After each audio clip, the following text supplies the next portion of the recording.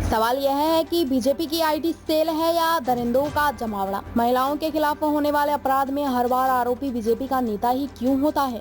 BJP के पदाधिकारी पर गंभीर आरोप लगे हैं, लेकिन पूरी बीजेपी चुप है। ऐसे आरोपों पर खामोशी का सच क्या है? आखिर इस पदाधिकारी को क्यों और किसके कहने पर बचाया जा रहा है? नरेंद्र मोदी किस मुंह से महिला संरक्षण की बात करते हैं, जब वह हमेशा संरक्षण आरोपी को देते हैं?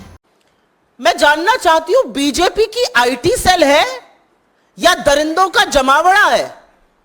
आपको याद होगा उत्तर प्रदेश के आईआईटी बीएचयू का वो गैंग रेप कांड, जिसमें सक्षम पटेल, कुणाल पांडे, आनंद चौहान जैसे लोगों का नाम आया था।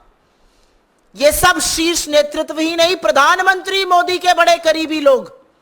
लेकिन ये बीजेपी की आईटी सेल के संयोजक, सह संयोजक और उसके सदस्य थे।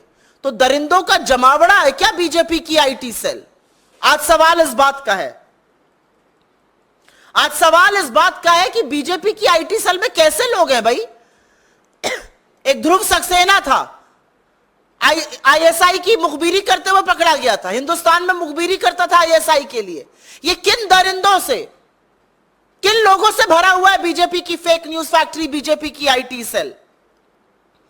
और बीजेपी में कितने महिला विरोधी लोग हैं भाई?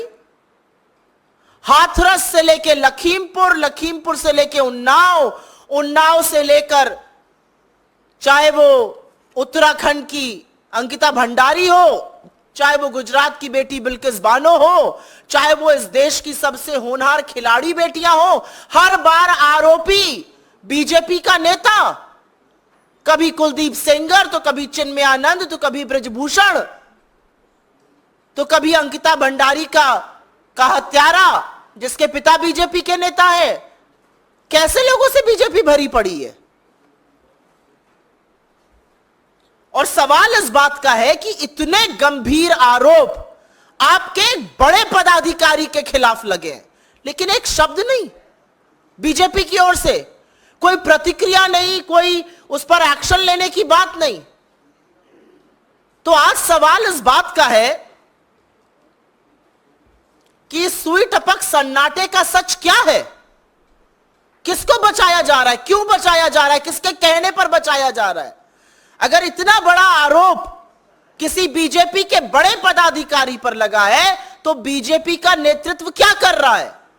नरेंद्र मोदी किस मुंह से महिलाओं की संरक्षण की बात करते हैं, जब वो संरक्षण हर बार आरोपी को देते हैं?